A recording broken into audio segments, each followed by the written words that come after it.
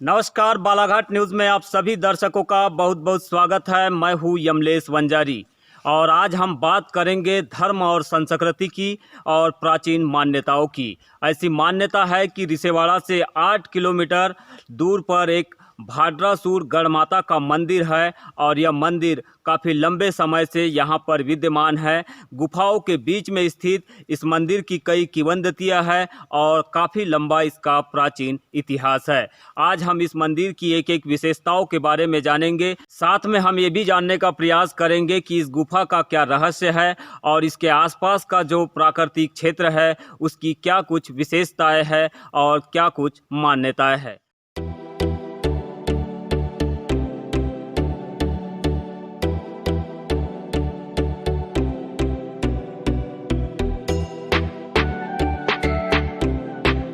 इस समय आप जो तस्वीरों में देख रहे हैं ये तस्वीरें रिसेवाड़ा से लगभग 8 से 9 किलोमीटर दूरी पर स्थित भाद्रासुर धाम की है, जहां पर गढ़ माता जो मंदिर है वो विराजमान है गुफा में और माता जी का यहां पे काफ़ी लंबे समय से ऐतिहासिक निवास है। इसके बारे में हम आगे यहाँ के जो संरक्षक है, यहाँ पे जो ट्रस्ट है जिसके संचालक है, उनसे हम जानने का प्रयास करेंगे। लेकिन उसके पहले हम आपको ओवरऑल ये बताना चाहेंगे कि ये जो पूरा इलाका है लगभग लांजी क्षेत्र के अंतर्गत आने वाला ये इलाका है। सघन वनों से घिरा हुआ ये इलाका है, पहाड़ियों पर बसा हुआ ये धाम है। काफ़ी लंबी दूरी तय करने के बाद यहाँ पे लोग आसानी से पहुँच सकते हैं, लेकिन मार्ग जो है काफ़ी पथरीला है और उबड़ खाबड़ वाला ये रास्ता है। रिजर्व फॉरेस्ट इलाके में होने की वजह से यहाँ पे आज तक लोगों की आस्था के मुताबिक रोड नहीं बन पाई है। इसके बावजूद यहाँ के ट्रस्ट के जो संचालक है और जो आस्था से डूबे हुए जो भक्तगण है वे लगातार मांग करते आ रहे हैं प्रशासन से कि इस क्षेत्र में एक सुरक्षित मार्ग और सुगम रास्ता तैयार किया जाए, जिससे कि यहाँ पे पहुँचने वाले भक्तों को आसानी से जो यहाँ पे देवी देवताओं के पवित्र स्थल है उनके दर्शन लाभ मिल सके। तो इस समय तस्वीरें आप देख रहे हैं बाबा भाद्रासुर धाम गढ़ माता मंदिर की, जो कि रिसेवाड़ा से लगभग 8 से 9 किलोमीटर की दूरी पर स्थित है। इस समय हम मंदिर में प्रवेश कर चुके हैं। हम आपको आगे दिखाएंगे कि कैसा यहाँ का प्राचीन इतिहास है, क्या कुछ कैसी किंवदंतियाँ हैं लोगों की, और यहाँ पे कौन कौन से देवी देवताओं का वास है और लोगों की कैसी आस्थाएं हैं। हम यहाँ पे जो प्राचीन गुफा है, गुफा में प्रवेश कर चुके हैं। आपको मैं गुफाओं के कुछ दृश्य दिखाना चाहूँगा। यहाँ पे 2-3 गुफाओं के जो मार्ग है, 2-3 अलग अलग मार्ग बने हुए। ये एक मार्ग दिख रहा है आपको, यहाँ पे काफ़ी पक्षी है ऐसा बताया जा रहा है। तो ये एक मार्ग है गुफा का। ये जो मार्ग है सुरंग है, यहाँ से काफ़ी लंबा ये सुरंग है। आप देख सकते हैं ये काफ़ी लंबा सुरंग यहाँ से दिखाई दे रहा है। इसके साथ ही आप देख सकते हैं कि ये सामने में भी एक सुरंग बनी हुई है। और इसके अलावा मेन जो गुफा है वो ये है सामने में जो दिखाई दे रही है। काफ़ी अंधेरा यहाँ पे है और टार्च भी यहाँ पर काम नहीं कर रहा है। इस वजह से हम अपने दर्शकों को यहाँ की एक एक चीज़ तो नहीं दिखा पाएंगे, लेकिन हम काफ़ी इसका आंतरिक जो हिस्सा है उसके बारे में बताने का प्रयास कर रहे हैं। हमारे साथ जी ऑक्सीजन की कमी भी ये बता रहे हैं। हमारे साथ में यहाँ पे संचालक है और काफ़ी दर्शक और श्रद्धालु भी यहाँ पे मौजूद है। बताएंगे कुराय जी, हाँ, क्या कुछ मान्यता है इस सुरंग की और कितना पुराना ये सुरंग आपको प्रतीत होता है? ये चीन काल से विराजित मतलब माता का मंदिर है ये जी। और यहाँ अपन जो भी मन्नत मांगते हैं पूर्ण होता है। अच्छा, और क्या कितने सुरंगे हैं यहाँ पर? ये लगभग 10-15 सुरंग है। 10-15 सुरंग है हकीकत, अभी आप कम दिख पाते। अभी अपन जिस गुफा में प्रवेश कर चुके हैं, बारीक बारीक, तो ये अभी अपन ने कितना लंबा रास्ता तय किया है बाहर से? अभी लगभग 20 फीट, 20 से 25 फीट अंदर आ चुके हैं। 25 फीट, हाँ। ये भी गुफा हमने अभी इधर से बंद कर दी है जी। यहाँ से भी 40 फीट के लगभग आएंगे। 40 फीट 40 फीट अंदर है। इस टाइप से आप 40 फीट आएंगे अंदर। ये और इधर का एक है गुफा जी। ये यहाँ से ऐसा, ये अंदर से ऐसा। मैं बता रहा हूँ तो इस गुफा का जो है प्राचीन इतिहास बताना संभव नहीं है। यहाँ पे जितने भी संचालक है या ट्रस्ट के जो पदाधिकारी और यहाँ पे जो श्रद्धालु है उनका मानना है कि काफ़ी प्राचीन ये गुफा है और वर्षों से इस गुफा के बारे में जानकारी लोगों को है। काफ़ी लंबे समय से लोग यहाँ पे आते जाते रहे हैं और इस समय यहाँ पे जो लोग हैं पूजा स्थल के तौर पर गढ़ माता का मंदिर है, उस लिहाज से यहाँ पे ज़्यादातर आस्था और अपनी पूजा आराधना के लिए लोग पहुँचते हैं, ऐसा कुराहे जी का मानना है। और कुराहे जी के अनुसार यहाँ पे 15 से 20 गुफाएं हैं, लेकिन इन गुफाओं में प्रवेश करना आसान नहीं है क्योंकि गुफाओं में ऑक्सीजन की कमी की समस्या भी बन जाती है। और अभी हम लगभग 25 से 30 फीट अंदर यहाँ पे गुफा में प्रवेश कर चुके हैं और आप देख रहे हैं कि यहाँ पे जो वन्य जीव है, उनसे संरक्षित जो पक्षी है, वन्य पक्षी है, उनकी आवाज़ें यहाँ पे सुनाई दे रही है कुछ कुछ। शायद कौन कौन से पक्षी यहाँ पर है? चमगादड़ ज्यादा हाँ, होंगे, चमगादड़ कबूतर वगैरह भी है। कबूतर भी है, वो कबूतर। कबूतर है, धनलक्ष्मी भी है हाँ, यहाँ पे। मैं का भी बहुत ज्यादा। आपका नाम क्या है बताएंगे? मेरे नाम भाग्यश्वरी है।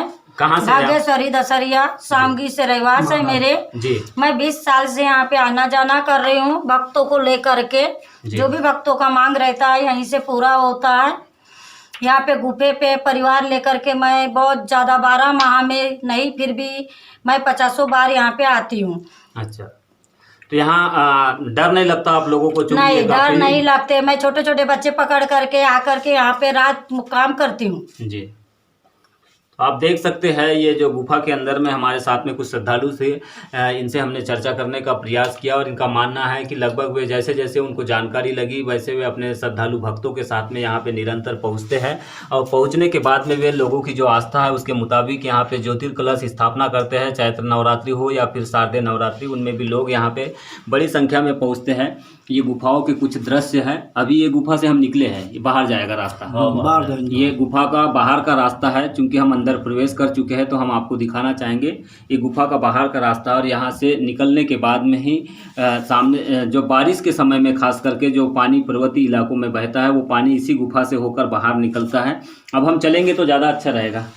यहाँ तो अब कुछ है विशेष है नहीं, है ना। तो ये गुफाओं का हमने आपको अंतिम छोर दिखाने का प्रयास किया था। अंतिम छोर नहीं लेकिन बीच का जो छोर था वो दिखाने का प्रयास किया। गुफाएं काफ़ी लंबी है और यहाँ पे ज़्यादा देर तक रहना भी उचित नहीं है क्योंकि गुफाओं में कई प्रकार के पक्षी जो है वो निवास करते हैं, उनको भी हमारी वजह से परेशानी हो सकती है। तो ये गुफाओं से बाहर निकलने का रास्ता है। इस समय हम बाहर निकल रहे हैं, आप देख सकते हैं। आप जाइए बाहर, चलिए। तो बाहर निकलने का रास्ता है, इस तरह से बाहर निकला जा सकता है। गुफा में लगभग 25 से 30 फीट तक अंदर प्रवेश किया जा सकता है। 40 फीट लगभग 40 फीट का बताया जा रहा है। यहाँ से भी लिए ना 40-50 फीट के हिस्से में जाएंगे। और ये माता जी का मंदिर है। बाड़ी रहते हैं यहाँ पे, कलश रहते हैं। अच्छा, ये प्राकृतिक मूर्ति नहीं है, बनाई हुई मूर्ति है। बनाई हुई मूर्ति है। तो गढ़ माता जी का ये मंदिर है। लोगों की आस्था के अनुसार यहाँ पे स्थापना की गई है और यहाँ पे श्रद्धालु बड़ी संख्या में पहुँचते हैं, पूजा आराधना करते हैं और अपनी मन्नतें, अपनी मुरादें पूरी करने के लिए निरंतर माता जी की सेवा में रहते हैं, कलश स्थापित करते हैं। ऐसी मान्यता है इस क्षेत्र में। जो भी श्रद्धालु अपनी मुरादें और अपनी जो मनोकामना पूर्ति के लिए जो भी यहाँ पे मांगता है माता जी को, तो उनको ज़रूर उसका फल मिलता है। शुभ जो फल होता है, भक्तों की जो श्रद्धा है उसके प्रति माता ज़रूर उनको आशीर्वचन देती है और लोगों को इसका विशेष लाभ मिलता है। ये यहाँ की मान्यता लोगों के अनुसार हम बता रहे हैं। लोगों की मान्यता है, लोगों की आस्था है और आस्था के मुताबिक ही लोग यहाँ पे हमेशा आते जाते रहते हैं। 8 काल 12 महीने लोगों का यहाँ पे आना जाना लगा रहता है। चूँकि ये प्राकृतिक क्षेत्र है और प्राकृतिक सौंदर्य से परिपूर्ण ये इलाका है, इस वजह से लोग यहाँ पे बड़ी संख्या में हमेशा ही पहुँचते रहते हैं। तो गुफा में माता जी का एक विशेष मंदिर है और मंदिर से ही ये प्रवेश द्वार है। ये हमारे हाथ की स्थापना है, पहले से हमको विरासत में मिली। अच्छा, और ये यहाँ पे जो प्राचीन मंदिर है, किसकी मूर्ति है ये? अब इसको माता जी बोलो क्या मंदिर वो उस टाइप से अच्छा, बना ये हुआ। प्राचीन प्रतिमा है यहाँ पे एक, जो ये किसी के द्वारा बनाई हुई नहीं है, इसी पहाड़ी के अंदर में मिली हुई ये प्रतिमा आप दिख रही है। इसको माता जी का ही नाम दिया गया है। हालांकि इसका इतिहास क्या है यहाँ के लोगों को भी नहीं पता है, लेकिन लोग अपनी आस्था के मुताबिक अपनी मनोकामना पूर्ति के लिए ज़रूर यहाँ पर पहुँचते हैं और वो माता जी से विशेष कृपा बरसने के बाद में ही यहाँ पे अपने मनोकामना पूर्ति के लिए विशेषतः पूजा अर्चना के लिए पहुँचते हैं। नाम क्या है? धर्मलाल पाचे वोटे का सा। वोटे का सर पाचे जी बताएंगे ये जो इलाका है। आप चूंकि हमने अंदर के बारे में जान चुके हैं, गुफाएं हैं और गुफा काफ़ी प्राचीन प्रतीत हो रही। बाहर में जो प्रतिमा है ये कब बिठा ली गई है यहाँ पे और कब स्थापित की गई है, इनकी प्राण प्रतिष्ठा कब हुई है बताएंगे डॉक्टर साहब। यहाँ पे जितनी भी प्रतिमाएं बाहर में दिखाई दे रही है कितनी साल पुरानी है और कब इनकी प्राण प्रतिष्ठा हुई है? माँ काली की जो मूर्ति है सन 1998 में स्थापना हुई जी। और ये जो माता जी है जी, ये माता जी 92 में 1992 में इसकी स्थापना की गई थी। 98 इसकी स्थापना हुई जी। और धीरे धीरे इसकी सब अच्छा, 1-2 साल के बाद सब ये अच्छा, मतलब यहाँ पे प्राकृतिक प्रतिमाएं केवल एक ही है। हाँ, हमने जो यहाँ पे बाकी जो प्रतिमाएं ये यहाँ पे विराजित की गई है आस्था के अनुरूप लोगों की। गणेश जी अच्छा, यहाँ इधर गणेश जी भी है। गणेश जी की भी यहाँ पे प्रतिमा स्थापित की गई है और साथ में यहाँ पे शिवलिंग स्थापित किया गया है। इसके अलावा शिव पार्वती और गणेश जी की एक अलग से प्रतिमा यहाँ पे उकेरी गई है पहाड़ी के ऊपर में ही। उसे ऐसा आकृति प्रदान की गई है भगवान के स्वरूप में। हालांकि ये प्रतिमा भी लोगों के द्वारा बनाई गई है। तो कुछ इस तरह से यहाँ पे 1990 के बाद में लगातार यहाँ पे विस्तार होते गया और धीरे धीरे यहाँ पे लोगों की जैसे जैसे आस्था बनती गई वैसे वैसे लोगों ने यहाँ पे अपने अनुसार देवी देवताओं का वास यहाँ पे बनाया और अब उनकी पूजा आराधना यहाँ पे निरंतर हो रही है। हालांकि इस गुफा के इतिहास के बारे में हमने जानने का प्रयास किया तो ये काफ़ी प्राचीन गुफा है और गुफा की वजह से इसका नाम विशेषतः भाद्रासुर पड़ा हुआ है। जैसा कि लोगों की मान्यता है कि शारदीय नवरात्रि में और चैत्र नवरात्रि में लोग अपनी आस्था के अनुरूप माता जी को प्रसन्न करने के लिए अपनी मनोकामना पूर्ति के लिए ज्योतिर्कलश की स्थापना करते हैं। तो ज्योतिर्कलश की स्थापना के लिए यहाँ पे एक अलग से कमरा बनाया गया है। तो धर्म और आस्था के विशेष पर्यटन स्थल बाबा भाद्रासुर गढ़माता मंदिर में इस समय हम मौजूद हैं और यहाँ पे जो श्रद्धालु है वे हमें लगातार यहाँ की प्राचीन मान्यताएं और यहाँ की किंवदंतियों के बारे में लगातार हमें जानकारी दे रहे हैं। इस समय हम गुफा से बाहर निकलने के बाद में जो मंदिर है वहाँ का छोड़ अब दूसरे छोर पर पहाड़ी के ऊपर जो बाबा भाद्रासुर विराजमान है और उसके अलावा अन्य देवी देवताओं का यहाँ पे निवास स्थल है वहाँ पे पहुँचने का हम प्रयास कर रहे हैं और इस समय हम पहाड़ियों पर चढ़ने का प्रयास कर रहे हैं।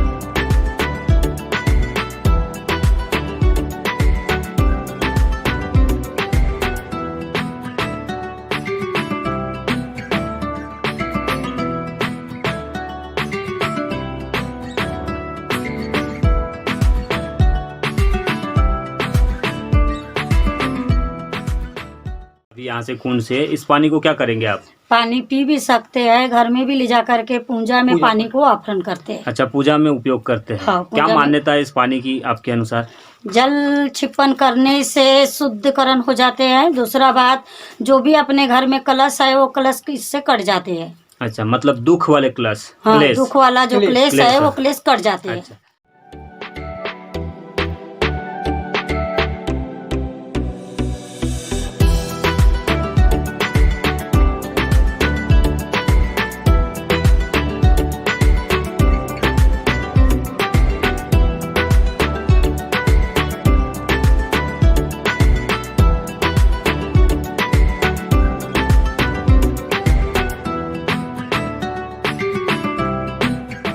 तो इस समय मैं जिस मार्ग से चल रहा हूँ ये मार्ग है बाबा भाद्रासुर धाम पहुँचने का प्राचीन मार्ग है और इसी मार्ग से होकर काफ़ी समय पहले लोग इसी मार्ग से होकर यहाँ पहुँचते थे। लेकिन अब चूँकि नया मार्ग तैयार हो चुका है इसलिए लोग अब इस मार्ग से नहीं पहुँचते हैं, क्योंकि यह मार्ग काफ़ी तकलीफ़ों भरा है और कठिनाइयों से भरा भी है। इस मार्ग से पहुँचना लोगों के लिए खतरनाक भी हो सकता है, इसलिए अब यह मार्ग बंद हो चुका है। इस मार्ग से लोग नहीं पहुँचते हैं।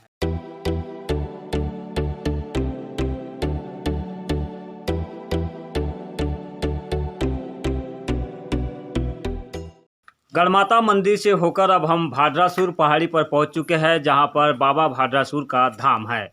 कुछ ही देर में हम इस पहाड़ी की चढ़ाई करेंगे और पहुंच जाएंगे बाबा भाद्रासुर के पवित्र धाम में।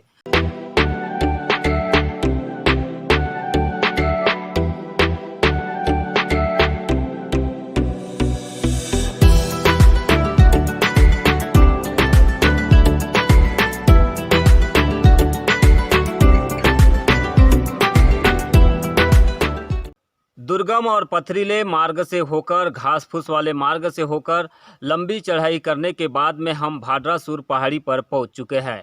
इस समय हम भाद्रासुर पहाड़ी की चोटी पर मौजूद है और यहीं पर बाबा भाद्रासुर का धाम है। इस धाम को लेकर अलग अलग मान्यताएं हैं। गोंड आदिवासियों का मानना है कि भाद्रासुर जो राजा है वे उनके पूर्वज है, इसलिए आज भी यहाँ पर गोंड आदिवासियों का आना जाना लगा रहता है। वे यहाँ पर आकर अपने पूर्वजों के तौर पर बाबा भाद्रासुर की पूजा करते हैं। वही बाबा भाद्रासुर को लेकर लोधी समाज के लोगों में ऐसी मान्यता है, भाद्रासुर का जो इलाका है ये लोधी समाज का गढ़ है और इस क्षेत्र में लोधी समाज की बाहुल्यता आज भी बनी हुई है।